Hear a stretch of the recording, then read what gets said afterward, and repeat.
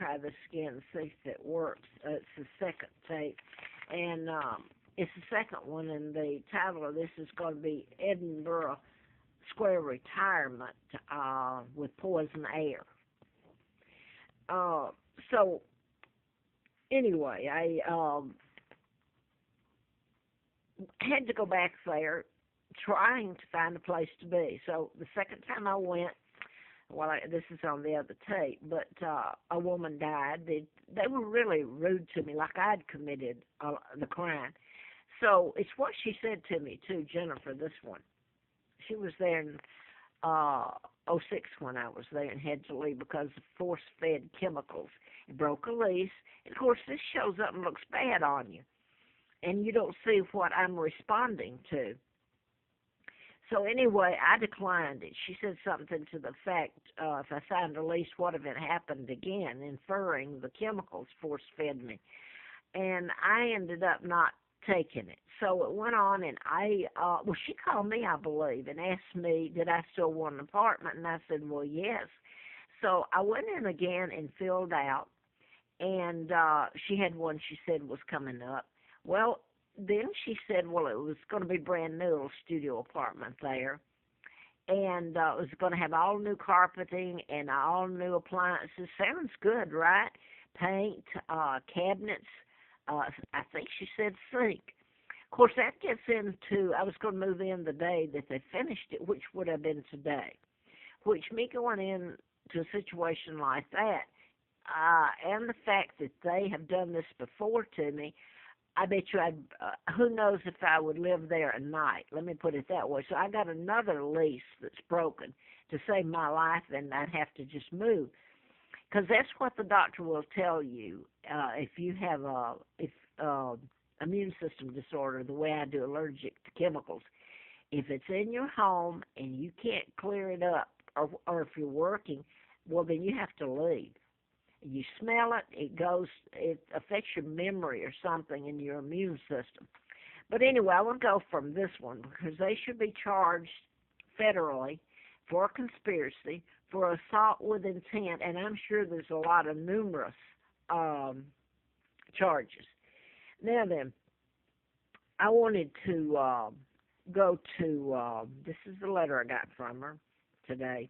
Now I wanted to go to Richfield. That was the second one in '08. And let me remind you that the marshal, Robert, I don't know his last name, and I liked him, but hey, he was a part of it.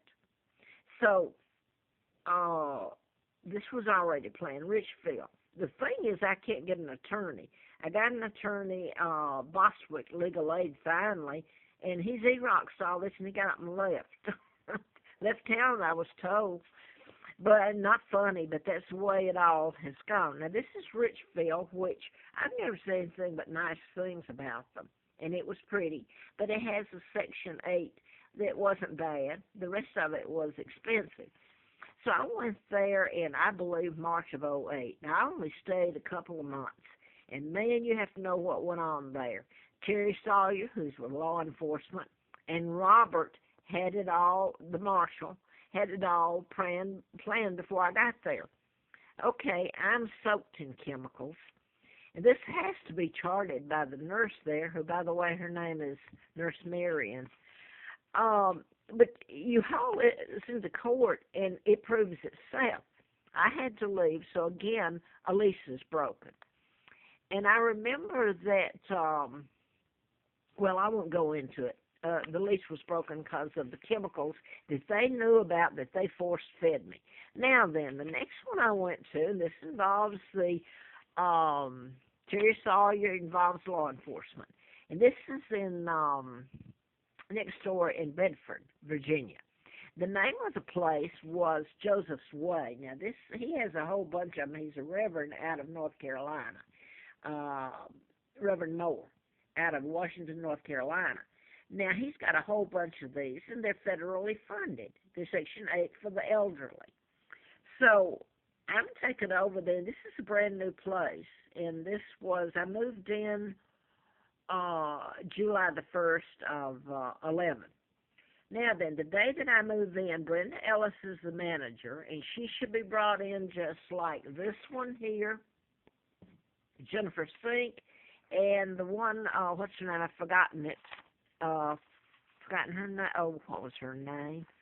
Out at Richfield. Well, she's still there anyway.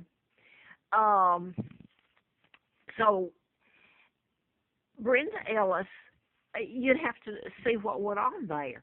I walk in on July the 1st, and by the way, my apartment, um, you could look out the back, and you're looking at the War Memorial, which has the British flag flying alongside the United States. I was kidnapped. It's who I am, that I'm not even allowed to say without fear, and I carry a Larry Flint Hustler magazine. This is the name I was given, Childers. I have to go by Peggy Dempsey Childers. My name's Windsor.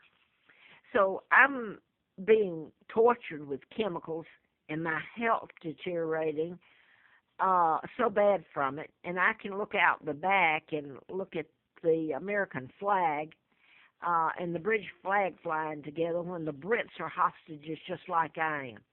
So anyway, you have to see what happened there. The day I moved in, July the 1st of 11, I no sooner walked in the front door, and this happens just about at every place I've been. So you haul it into court if I ever could.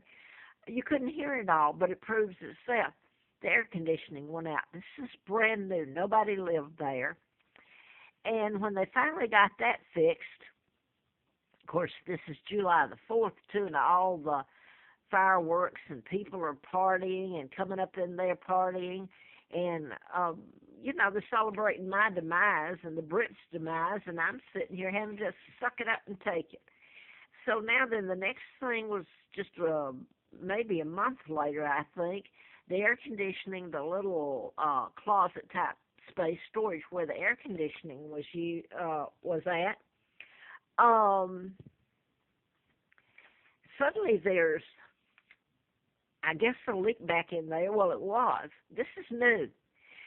And there's a leak, and it's sucking the mildew and mold up into the air conditioning. So now I've got another problem, and you can see the mold and all of it. It's awful.